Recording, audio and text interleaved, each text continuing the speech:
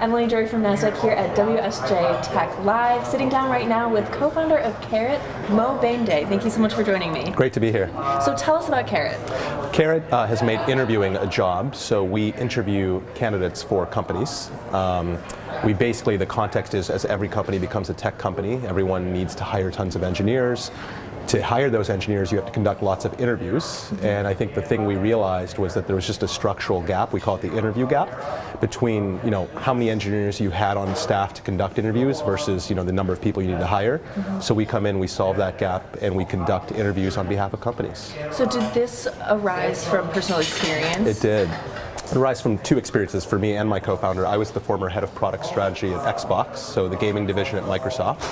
And about 4 years ago, we were hiring hundreds of engineers. And I was amazed by just how much time my engineers were spending on interviewing versus coding.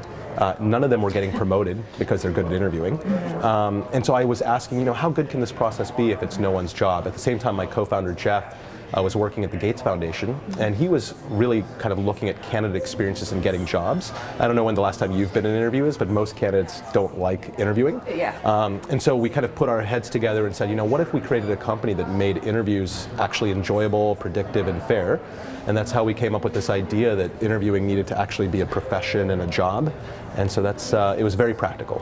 So what has the growth been like for you guys once you start connecting with companies and they feel how good the process is? It's been significant. So, shout out to Intuit, was one of our earliest customers. They bet on a new business model, new way of doing things. They're still a customer today. And we've been kind of tripling year over year. We're doing hundreds of interviews every day now. And we now have interview engineers. These are individuals who are engineers all around the world in 23 time zones. And these folks have said, hey, I want to be a professional interview engineer. And so they come onto our platform, we equip them with the tools and the software to then become great interviewers. And so the model has both taken off not just within companies, but also globally as well. So what kind of tech is required for you to build this platform for everyone to use it globally? Tons of tech, I think, in a couple ways. One, in terms of just logistics. So if you think about it, we're running a 24/7 highly operational service. We might be right at this very moment doing interviews in Thailand, Hong Kong, et cetera. Having the uptime and the ability to run that at scale has required a lot of logistical tech. On top of that, there's a lot of tech in the interview. So a lot of our strategy has been to let the human do what humans are great at. It's building empathy, asking questions and rapport, and then leverage the tech for things that tech is great at, like scoring and question design and reducing bias. And so our interviews are really a combination of human judgment and tech in every single interview.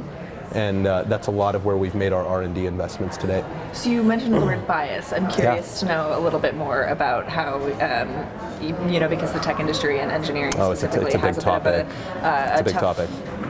History with that. So how are you addressing? Look, I think I've got a very practical view. I don't think that there's any silver, bullet solution or tool that's going to remove bias completely. That bias is, in every part of the process. We come at it in a couple ways. One is just giving more candidates a shot at the job. And so one of the data points that we realized is because of the interview gap and companies not literally having enough engineers to interview candidates, they were resume screening out a number of folks. So at most of our enterprise clients before Karat, they were only giving a shot to 10% of folks who applied for the job. Post Karat, they're tripling or quadrupling just the number of people who get a shot. And so that's part one. Part two is the actual interview itself, right? So traditional interviewing is like, hey, what question did I feel like asking today? And you're running from one thing to another. With Karat, we do a lot of testing of our questions. We call it battle-tested questions. We look for situations where questions might bias against certain groups versus others. And then finally, post-interview, every one of our interviews is literally quality controlled and quality checked by another interviewer.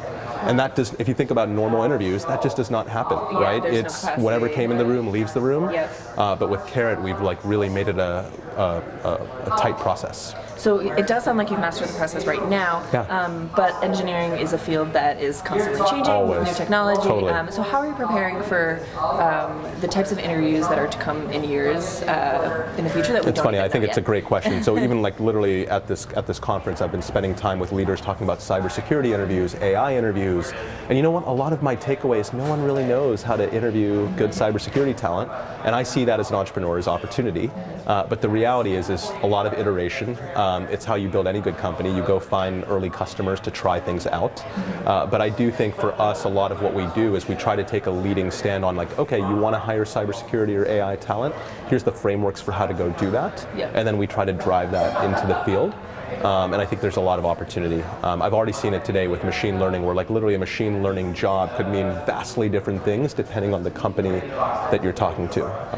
Absolutely. So you're clearly experts in hiring outside of Karat, but how do you turn that internally?